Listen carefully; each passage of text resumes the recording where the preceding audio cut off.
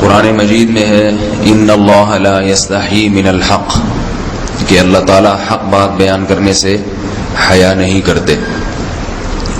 حدیث میں بھی بعض ایسے مسائل کو اللہ کے رسول نے بیان کیا ہے صلی اللہ علیہ وسلم نے جو بظاہر حیا کے خلاف ہیں، مگر اس لیے بیان کیا کہ اگر آپ صلی اللہ علیہ وسلم بیان نہ کرتے تو لوگ ان بے شرمی کے کاموں میں مبتلا ہو جاتے۔ اسی وجہ سے میں بھی یہ ہمت کر رہا ہوں کہ ایک اور ایسا گناہ جس میں لوگ مبتلا ہیں، اور وہ ہے حیا کے خلاف، مگر ہے بہرحال شریعت کا مسئلہ اور لوگ اس میں گناہ میں مبتلا بھی ہیں، اس لیے بتانا ضروری ہے۔ وہ یہ ہے کہ لوگ شادی کے بعد بھی، آج کی نوجوان نسل زوجہ سے، بیوی سے غیر فطری طریقے سے ہم بستری کرتے ہیں۔ انٹرنیٹ پہ بےہودہ فلمیں دیکھتے ہیں، تو جو چیز انگریزوں کی دیکھ رہے ہیں کہ ان کے کلچر آہستہ آہستہ میڈیا کے ذریعے ہمارے معاشرے میں بھی آ رہا ہے۔ اللہ کے رسول صلی اللہ علیہ وسلم نے لعنت فرمائی ہے، ایک روایت میں ہے کہ اللہ اس کی طرف دیکھے گا نہیں کہ جو اپنی زوجہ سے پچھلے راستے سے ہم بستری کرے گا۔ یہ بیماری بھی، یہ گندگی بھی لوگوں میں پھیلتی جا رہی ہے، خاص طور پہ جن کو لڑکوں سے بدفعلی کی عادت پڑ جائے تو وہ زوجہ سے فطری راستے سے ہم بستری نہیں کرتے۔ اللہ نے فرمایا کہ نساؤکم حرث لکم، یہ تمہاری زوجات ہیں، بیویاں ہیں، یہ نسل بڑھانے کے لیے ہیں۔ تو اسی راستے میں انسان اپنی خواہش کو پوری کر سکتا ہے جس راستے سے نسل بڑھتی ہے، اس کے علاوہ کسی اور راستے سے اپنی خواہش کو پورا کرنا یہ حرام ہے، گناہ کبیرہ ہے، گندگی ہے۔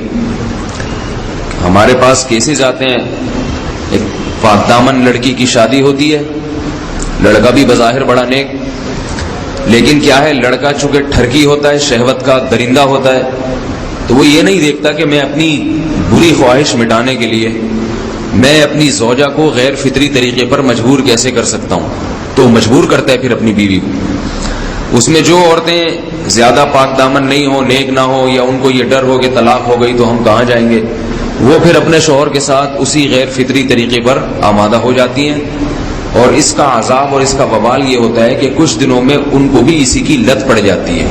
انسان جب بھی کوئی غیر فطری راستہ اختیار کرتا ہے، آخرت کا عذاب تو بعد میں، دنیا کا عذاب یہ آتا ہے کہ پھر اس کو لذت فطرت میں آتی نہیں ہے، پھر جو راستہ اللہ نے رکھے اس میں اس کو لذت نہیں آئے گی، پھر وہ گندگی میں ہی گھسنے کی کوشش کرے گا، اس کی بھی فطرت خراب ہو جاتی ہے، اور جس کے ساتھ یہ بدفعلی کی جائے اس کی بھی فطرت خراب ہو جاتی ہے، وہ بھی پھر کسی کے قابل نہیں رہتے۔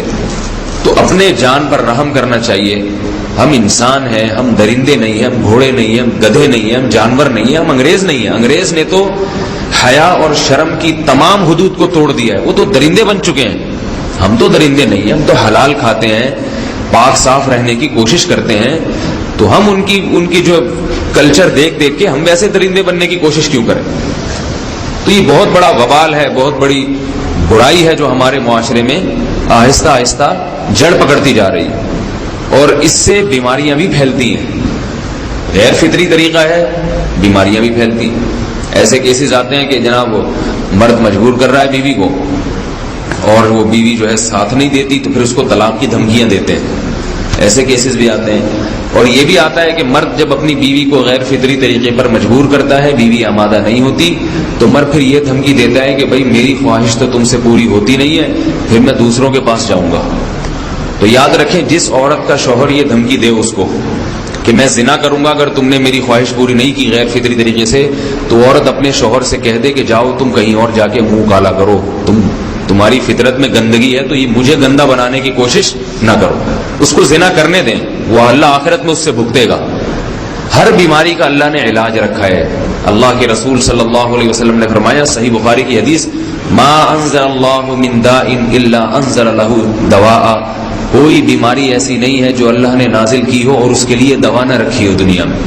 تو اگر کسی کو ایسی لت پڑ گئی ہے غیر فطری کام کی، تو اس کو چاہیے کہ وہ اپنا علاج کرائے، ڈاکٹر سے بھی رابطہ کرے، اور سب سے بڑا علاج یہ ہے کہ کچھ وقت صبر کرے گا، چھوڑ دے گا کچھ عرصے کے لیے، تو خود بخود آہستہ آہستہ صحیح ہو جائے گا۔ ایک آدمی شراب کا عادی ہے، ایک علاج تو یہ کہ ڈاکٹروں سے رابطہ کرے، اور بہترین علاج کے چھوڑ دے. کتنے دن تڑپے گا؟ 1 دن 2 دن 3 دن 4 دن 1 ہفتہ 2 ہفتہ، بہت زیادہ سال ہو جائے گا نا، اس کے بعد خود بہت ٹھیک ہو جائے گا.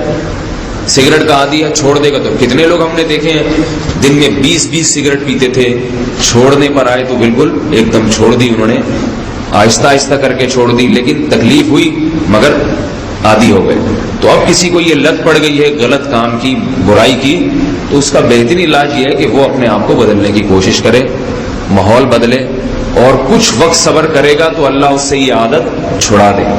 نہیں کی، صبر نہیں کیا اس نے، پھر اسی گندگی میں موت واقع ہوگی، پھر آخرت کا عذاب بہت سخت. نسلیں برباد ہو جاتی ہیں اس عمل سے انسان کی. تو بات حیا کے خلاف ہے، مگر یہ کہ ایک بزرگ تھے وہ بات فرما رہے تھے، تو کسی نے پوچھا کہ حضرت آپ حیا کے خلاف بات کرتے ہیں، تو انہوں نے فرمایا تم بے حیائی کے کام نہیں چھوڑتے، ہم اس چھڑوانے کے لیے بات کریں تو ہم برے ہیں، اور تم کام کرو تو بھی برے نہیں. برائی کا کام کرنے میں برا نہیں بنتا، اور برائی کے خلاف بولنے والا برا بن جاتا ہے کہ دیکھو یہ کیسی باتیں کر رہے ہیں. تو بھائی باتیں ہیں اس لیے ہیں کہ یہ معاشرے میں یہ برائی پھیلتی چلی جا رہی ہے، اور یہ ہماری اپنا کلچر نہیں ہے، یہ امپورٹ ہو رہا ہے باہر سے، یہ امپورٹ ہو رہا ہے، یہ وہاں میڈیا کے ذریعے آ رہا ہے. تو وہ چیزیں دیکھا نہ کریں اور ان لوگوں سے دور رہا کریں. ہمیں تو دین کا داعی ہو کے ان کو ہدایت پر لانا تھا، بجائے ہم ہدایت پہ چل کے دوسروں کو چلانے والے بن کے ان کے راستے پہ ہم نے چلنا شروع کر دیا. اللہ تعالیٰ ہمیں اب دیکھیں ان کے ہاں ایڈز کا مرض پھیل گیا ہے. آپ بتائیے یہ ایڈز کا مرض ہمارا ہے کیا؟ یہ بیماری ہماری ہے یا ان کی ہے؟ ہمارے یہاں بیماریاں ہیں، کھانسی ہے، نزلہ ہے، ٹھیک ہے نا، بلڈ پریشر ہے، شوگر ہے، یہ بیماریاں ہماری ہیں. کوئی اللہ کا شکر ہے گندی بیماری ہمارے ہاں نہیں ہے. جتنی گندگیاں ہیں وہاں سے آ رہی ہیں. ایڈز کا مرض وہاں سے امپورٹ ہوا ہے. وہ ایڈز کا مرض اسی بدفعلی کی وجہ سے پیدا ہوتا ہے، اسی سے جراثیم پیدا ہوتے ہیں، اور اتنا خطرناک مرض کہ ایسے متعدی ایسے پھیلتا ہی. افغانستان میں ایڈز کا ریشو 0 تھا، 0. وہ جانتے نہیں تھے کہ ایڈز کا مرض ہوتا کیا ہے. جب سے امریکن آرمی، برطانیہ آرمی افغانستان میں آئی ہے، فوجی آئے ہیں، افغانوں میں ایڈز کا مرض پھیل گیا ہے. انہوں نے وہاں بدفعلیاں شروع کر دی ہیں. تو وہ تو حالانکہ ان کے لیے زنا کتنا سستا ہے، کتنا سستا ہے نا ان کے لیے زنا، پھر بھی وہ لڑکوں کی طرف مائل ہوتے ہیں. تو اتنی گندگی، ایسا گندا جب انسان بن جائے پھر اللہ اس کے وجود کو برقرار نہیں رکھتے، اور رکھتے ہیں تو پھر آخرت میں سزا دینے کے لیے اپنے آپ کو ان گندگیوں سے بچانا چاہیے، حلال پہ اکتفا کرنا چاہیے. اللہ تعالی ہمیں حلال پہ قناعت کی توفیق عطا فرمائے اور پاکیزہ لوگوں میں ہمارا شمار فرمائے.